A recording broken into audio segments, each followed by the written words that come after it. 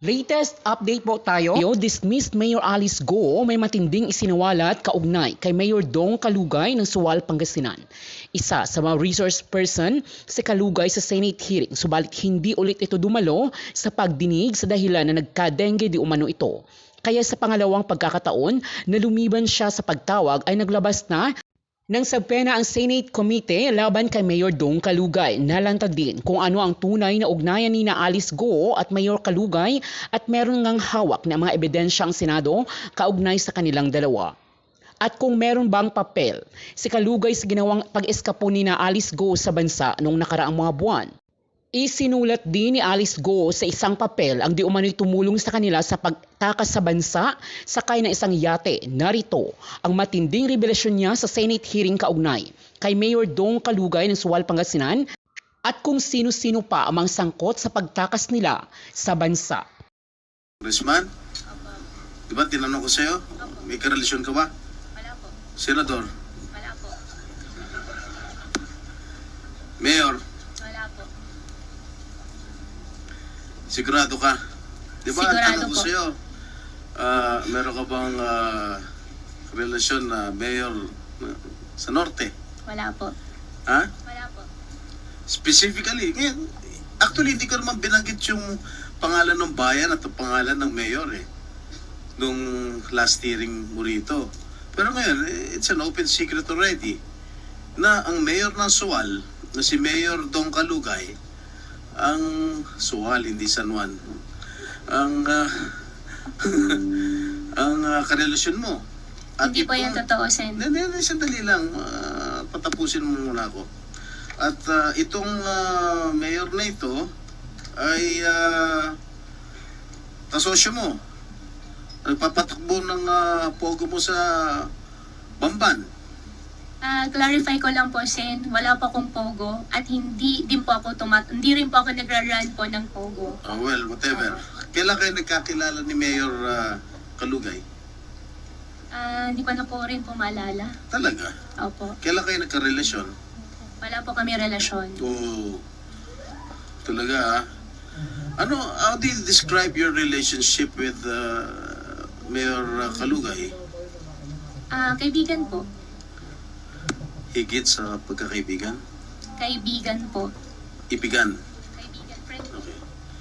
Okay, tinulungan ka ba ni Mayor o yung mga tao ni Mayor upang pagtago o para di agad mahanap ng mga otoridad? Wala po, hindi po. Ganon? Ito, meron akong picture na papakita sa iyo. Ito si Mayor Kalugay. Correct? Ito ikaw ito, diba? Hindi ko po masyado makita po. Ibigay ko siya mamaya. Opo. Kailan ang birthday ni Mayor? Birthday po ni Mayor. Kalugay, boyfriend mo. Sen, hindi ko po siya boyfriend. Ay, kailan ang birthday niya?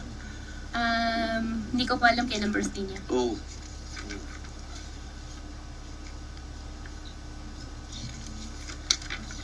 Oh.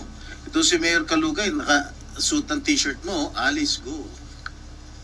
Marami pa yung t-shirt niya, more than 20,000 po yan. Binigyan mo siya? Baka meron po siya. Binigyan mo siya? More ng than personal? 20,000 pieces po yung t-shirt. Oh. Mukhang yung magkakatabi kayo, mukhang mainit ang pagtitinginan ninyong dalawa. Yan po yata doon sa Kasalan Bayan po yun. Ah. In-invite lang po ako. Ba't kayo in-invite? Meron ka ng Tarlac, siya meron ng Pangasinan. Kasalan Bayan po parang ano po yung invitation. Kasalang bayan ng Suwan o kasalang bayan ng Bamban? Kasalan Bayan po ng Sualian. Ba't ka na-imbita? Magkaibigan po kami. In-invite lang po ako. Marami mga mayors na imbita o ikaw lang? May mga ibang politicians po. Hindi ko naman po kakilala. Pero ikaw ang katabi. Siguro dyan po sa upuan magkatabi po kami. Lagi naman yata kayo magkatabi, no? Hindi naman po. Di ba meron siya mga ginawang o pinagawang mga bulaklak para sa'yo? Hindi naman po. Hindi ko po makita eh. Ayan, no? Ito. Laki ng bulaklak para sa'yo. Dami, Sana all. Tapos tinanggap mo. Tama? Ha? Bibigay ko sa'yo. Sige po. Ha? Soli mo rin sa akin ha, para souvenir ko to ha. Oh, ngayon, inaamin mo ba na wala kang relasyon? Hindi mo siya- Hindi po tama yung term na amin po dahil wala naman po talaga kaming relasyon po. O sige, gaano ka kalapit kay Mayor Kalugay? Kaibigan ko po. Kaya nga, ako, kaibigan ko Senator Risa, kaibigan ko Senator Coco. Gaano ka kalapit? Ay, yun ang tinatanong ko.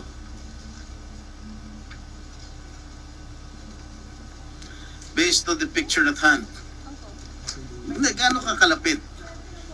Kakilala po, kaibigan po. Hindi ka nga. Marami naman tayong kakaibigan dito. Ikaw, pwede rin kita maging kaibigan. Gaano ka kalapit kay Mayor Kalugay? Hindi ko po alam paano po kayo mag-gauge po na kung kano kalapit. Hindi, nagsasabihan ba kayo na sikreto? Ng ano? Hindi naman po. How far is your relationship? Magkaibigan po kami. Magkaibigan lang. So Opo. yung parang normal na kaibigan. Opo, magkaibigan po. Sige. Mamaya, babalikan ka to dahil hindi pa tapos si Madam Chair eh. Opo. Salamat, SP Pro Tem. Yeah, after you. Salamat po. Tatanungin ko naman muna ngayon si Miss Cherry Ordonia Medina. And then, may dalawang huling tanong ako kay Miss Alice sa puntong ito bago buksan ko na muna yung floor sa mga kasama kong senador. But, gusto ko lang i-make of record, no? Nililinaw ko po para sa kabatiran ng lahat na habang si Miss Alice ay in contempt sa Senado, mananatili siya sa PNP custody. Kung mag-post bail siya, dadali na siya dito sa Senate. At yun yung bahagi nung i-coordinate namin sa korte na may kinalaman sa detention niya sa ngayon. Madam Chair. So, Madam Chair. yes, before I proceed to my questions with Miss Cherry, Majority Leader. But that doesn't affect my proposed motion, which I mentioned earlier, regarding the custody of Miss Alice Go. Na yung ipupropose ko mamaya, that the Senate should retain custody of Miss Alice Go.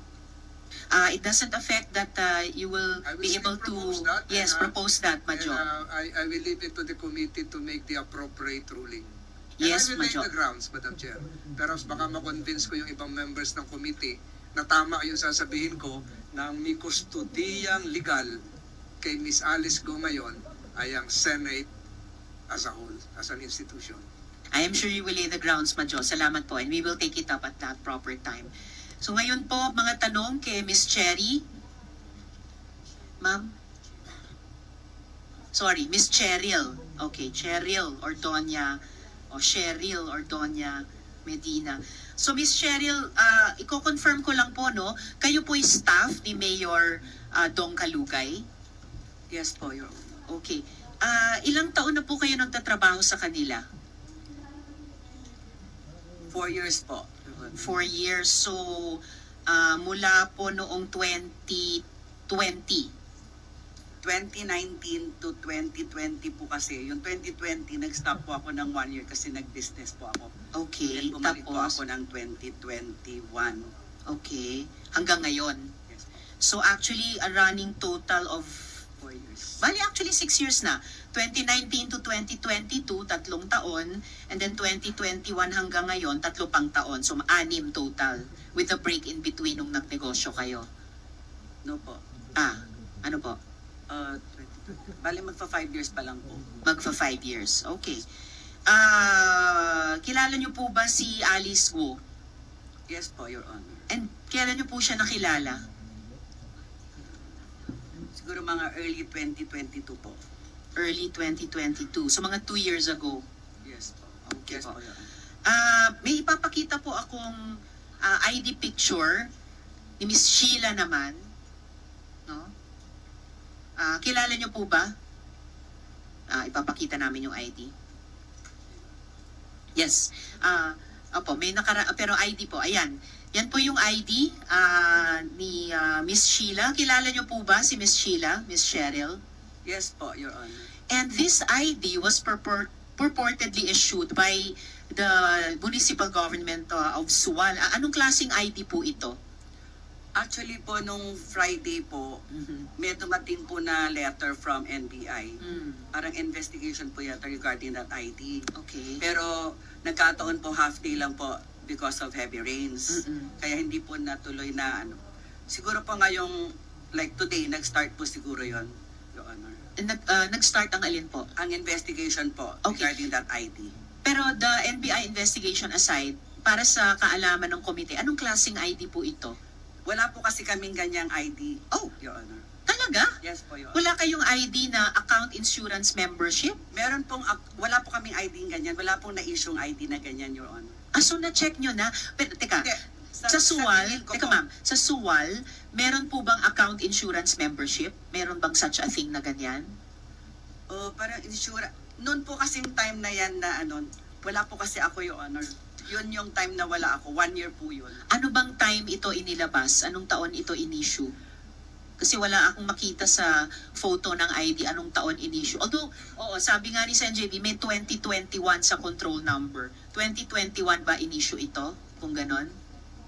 Siguro 2021 po kasi. 2021. Pero sabi nyo, 2019 to 2022, na kay Mayor Kalugay kayo. Okay.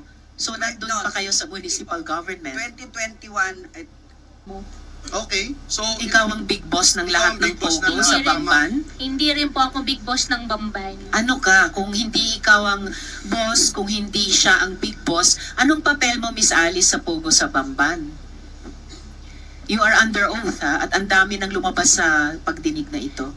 Madam Chairman, doon sa Pogo, sa Bamban, ang participation ko lang po doon ay yung lupa na dati po sa akin. No. We've gone way beyond that na. Yes, Madam Chair, just to Sen. put Joel, into the records, no? for the, SP Itong Pro Tem. tao na ito, sabi niya nung una siya nag-initiate na itakas siya. Mm. Pangalawa, Madam Chair, nagalit siya at sabi niya na itong lahat ng nangyayaring ito, parte siya kung bakit nangyayari ito. Inamin niya na yon, Madam Chair. So, ibig sabihin, Madam Chair, itong tao na ito, malaki ang, hindi man niya amo ito, malaki ang participation nito sa mga illegal activities niya, Madam Chair. Just to put that on record. Yes, salamat, Sen. Joel. Madam Chair, only one Yes, point. SP Pro Tem. Madam Alice, ito bang pangalan na sinulat mo sa papel? Ito ba nagtangka sa buhay mo to? Ito ba yung nagtatangka sa buhay mo? Yeah, nung huli po, hindi po siya exactly, pero meron din po ako nabalitaan. Na siya? Ito sinulat mo? Nung huli na po. Kaya nga, so anong motive? Kung itong taong ito na sinulat mo sa papel, eh nagtatangka sa buhay mo, bakit siya? Sa umpisa, hindi naman po ganun eh. Oh, Sa umpisa, okay naman po lahat. ngayon, nung bandang huli, Nung bandang huli lang po. Oh, Nung bandang huli, marami na rin po ako narinig. ano yung mga narinig mo? Sen, I refuse to answer po for my safety po, please. Actually, dahil nasabi mo na sa amin na hindi na kayo good nitong taong ito. And in fact, sagot mo kay SP Pro Tem, isa siya na nagbabanta o parang nagbabanta sa iyo. All the more, dapat sabihin mo yung lahat ng totoong alam mo, ginawa niya. Para yung proteksyon na ibinibigay na ng PNP, maaring ibigay ng NBI, ibinibigay ng Senado, ay yan ang proteksyon mo laban kahit sa taong iyan. Maybe, Madam Chair, you can continue. At itong pagkakaibigan ninyo, ito yung ito yung tumutulong sa lahat ng mga aktibidades mo. Sen, hindi naman po, wala naman po siyang tinutulong po Anyway, Alice, we'll find it out when Mayor Kalugay appears in the next hearing.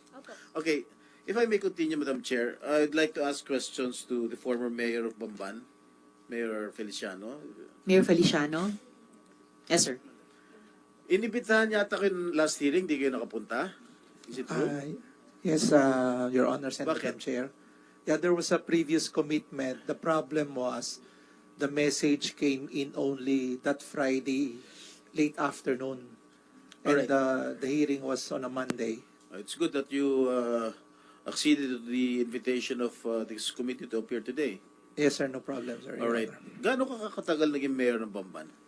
I was a mayor of Banban since 2013. No, when did you start your political career in Bamban? I ran 2010. I lost. And then, That was the first time, yeah, 2010? that was the first time. Alright. For And then- mayor right away? Yes, sir, for mayor. And then? And then I got re-elected. I ran again 2013. You won? And then I won. Okay. And then I won for the next succeeding 2 terms again. So nag-graduate po ako up to 2022. 2022. Yes, Your So you completed your 3 terms Yes, Your Honor. as mayor of Banban. Yes, Your Honor. Okay. Why did you endorse the candidacy of Alice Go for mayor to replace you? Because I gathered information that there was a barangay captain who was supposedly going to run for mayor. And at nag-usap na raw kayo na siya yung next mayor na endorse nyo. And all of a sudden, you endorsed the candidacy of Alice Go. Is that right? Yes, sir.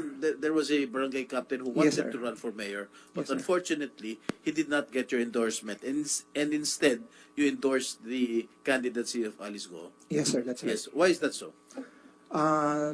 To make the long story short, yung barangay captain na yon, he was supposed to be my predecessor. Yes. But the problem was... Predecessor or successor? Successor pala, sorry. Successor. But the problem was, during my last term, I decided to run for congressman for the 3rd District. Did you run for congressman? Yes, I ran for congressman. Unfortunately, you lost. Unfortunately, I lost. Who was your opponent then? Kong Bong Rivera. All right. Okay.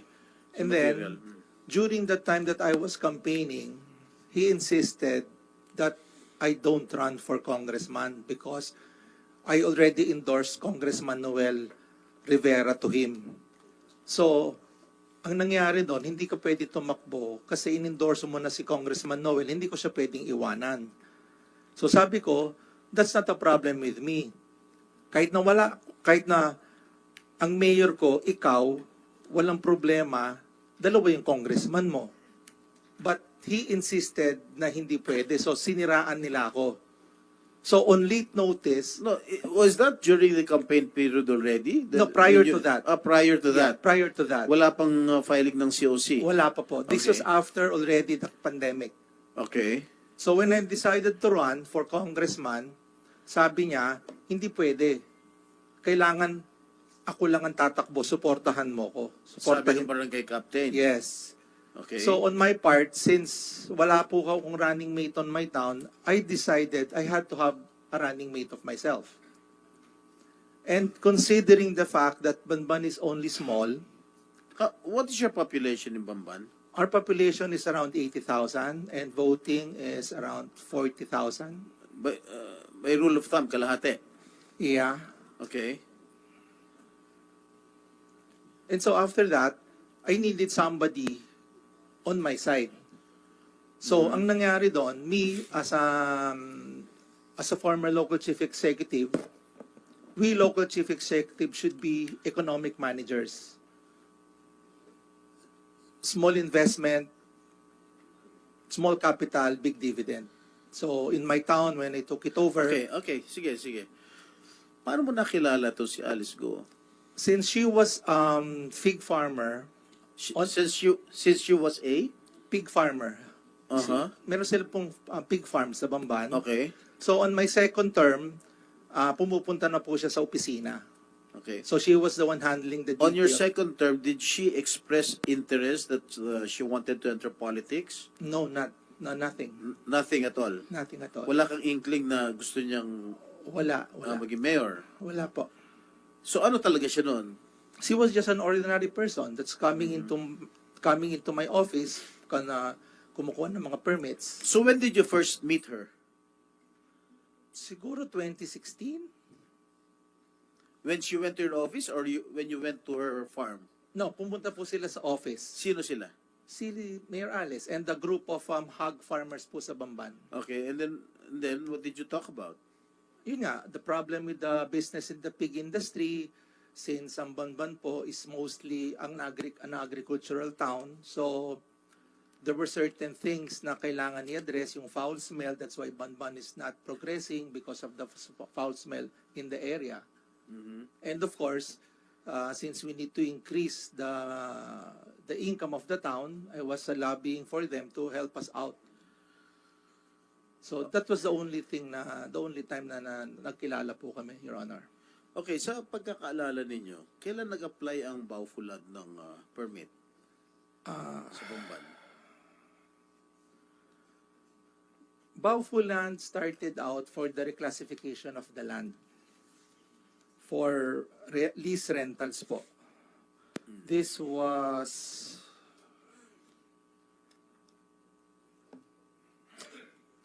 March 8, 2019. March 8, Opo. 2019? Yeah. You were still the mayor then? Yes, sir. Okay. Sino ang nag-facilitate? Sino ang humingi ng pumunta sa opisina mo para kumuha ng permit ng Baufulad? Si Miss Alice Guo. Siya mismo. Yes, sir. Okay. Itong si Zun Yuan